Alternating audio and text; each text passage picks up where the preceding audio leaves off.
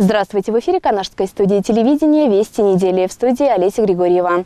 Последняя декада декабря принесла много новых и праздничных событий. Приезд депутата Государственной Думы Российской Федерации Николая Малова и 60-летний юбилей Дворца культуры были одними из главных. Подробности в нашем сюжете. Ветеран Великой Отечественной войны Арсений Питеркин – один из немногих, кто, несмотря на свой возраст, принимает активное участие в общественной жизни города. Все время движение было. Ну, я и хозяйство тоже вел. Я пчелы держал, пчеловодством занимался. Вот. Ну, у меня очень много, как говорится, работы было. Хочется отметить его творческие заслуги, которые тесно переплетены с деятельностью городского дворца культуры, где в составе народного хора ветеранов им было исполнено немало песен. Это отметили и его почетные гости. У вас удивительная судьба. И сегодня, находясь здесь, мы не могли не заехать, тем более сегодня знаменательная дата 60 лет ДК, Дворец культуры. А вы, насколько мы знаем, активный участник. И поете, да, поэтому вот, и мы как-то разговаривали с вами, я думаю, что именно вот источник энергии и это пение, и сам Дворец культуры, поэтому 97 лет это ведь, это здорово. Да. Тепло побеседовав, добродушный хозяин поблагодарил всех за оказанное внимание и поздравил коллектив Дворца культуры с юбилеем. У нас сегодня в Дворце культуры этот юбилей Дворца культуры. Ну, я работников всех, работающих там в Дворце культуры, всех поздравляю, чтобы они все время такой же вели хорошие работы. И я все время там находился.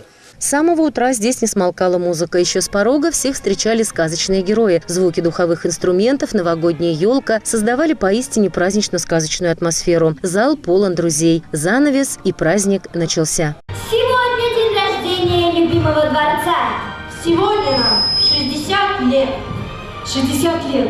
Достойный возраст. Это зрелый возраст целого поколения. 60 лет.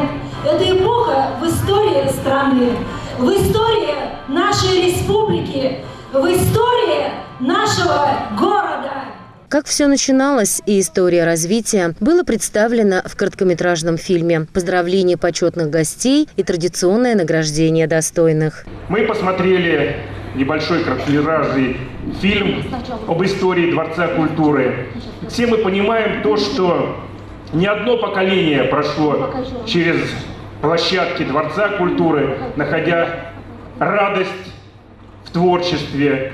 Уверен, что многие, не одно поколение канашцев получало положительные эмоции от талантов своих горожан.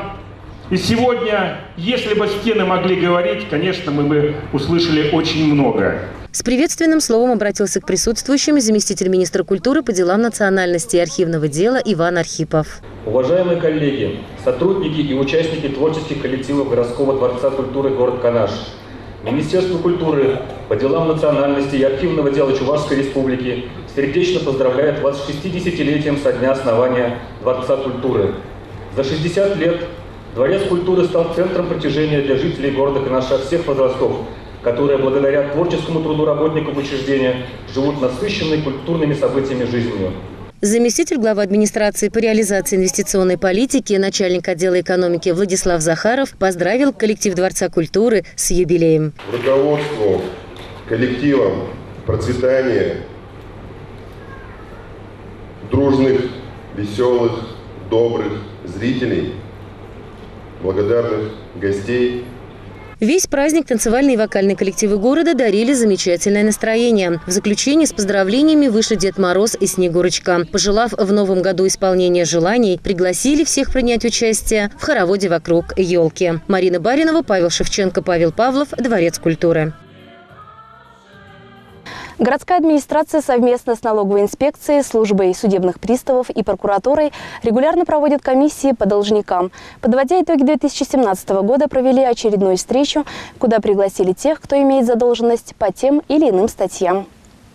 Долги по квартплате, социальному найму, заработной плате и другие статьи были в приоритете. Основной упор сделали на задолженность по социальному найму жилья. Многие из приглашенных за пользование муниципальными квартирами не платили уже с марта месяца. Долг в среднем превысил 3000 рублей. В том случае, если оплата не поступит, жильцов выселят в менее комфортные условия проживания, в малогабаритные комнаты в общежитии. Сегодня на встречу пригласили около 10 человек. Работа с должниками продолжается. Участники решили проводить подобные комиссии чаще. Олеся Григорьева, Павел Шевченко, администрация города. В конце года сервис одного из такси города провел совместную акцию с ГИБДД. Сотрудники ДПС во главе с майором Александром Яковлевым останавливали нарушителей, водителей, на машинах которых нет знака «Шипы». Об этом фоторепортаж организаторов. Напомним, что с 2017 года знак «Шипы» стал обязательным. Он необходим, чтобы оповестить других участников дорожного движения, что автомобиль едет на шипованной резине, и его тормозной путь сокращается. Это помогает избежать возможных ДТП при экстренном торможении. За отсутствие знака предусмотрен штраф в размере 500 рублей. Полицейские напомнили о важности соблюдения правил дорожного движения. В Канаше акцию провели на оживленном перекрестке возле площади Ленина. За 1,5 часа наклейки получили 50 водителей. Еще не наклеил знак «Шипы» просто потому, что не успел его купить. Когда увидел сотрудников ГИБДД, думал, что попаду на штраф. Был приятно удивлен, когда вместо штрафа я получил бесплатную наклейку «Шипы» и маленький сладкий подарок от организаторов. Теперь могу ездить с чистой совестью, рассказал водитель Игорь Васильев. Водители положительно восприняли мероприятие, благодарили за наклейки и сразу размещали знаки на задних стеклах автомобилей. На этом наш выпуск завершен. Удачной вам недели. До свидания.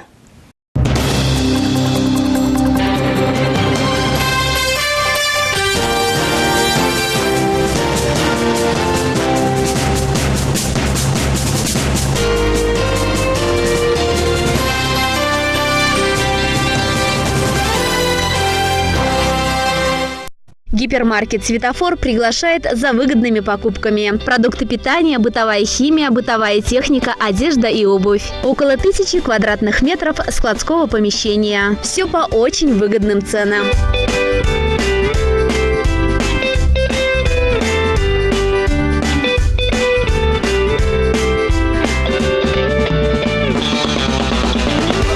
В оптовом гипермаркете «Светофор» есть все. Количество товара у нас всегда ограничено. Постоянно меняется ассортимент, поэтому у нас сохраняется свежесть и качество товара. Постоянно происходит акция. Таким образом, покупатель может сэкономить семейный бюджет. За покупками к нам ходят семьями. Большой ассортимент товара, всегда свежая продукция. Пришел в этот магазин сегодня, выходной день, а так хожу я раз в неделю. Покупаем примерно также на неделю. Магазин очень хороший, продукты дешевые, экономит бюджет. Так что спасибо, и продавцы вежливые. Мы радуем постоянными акциями, дарим подарки и скидки. Город Канаш, улица Котовского, дом 4. Телефон 2 30 50. Приходите в наш магазин за умными покупками. Мы всегда будем рады вас видеть. Работаем с 8 до 19 часов. Магазин «Светофор». Экономьте вместе с нами. Совершайте покупки с выгодой.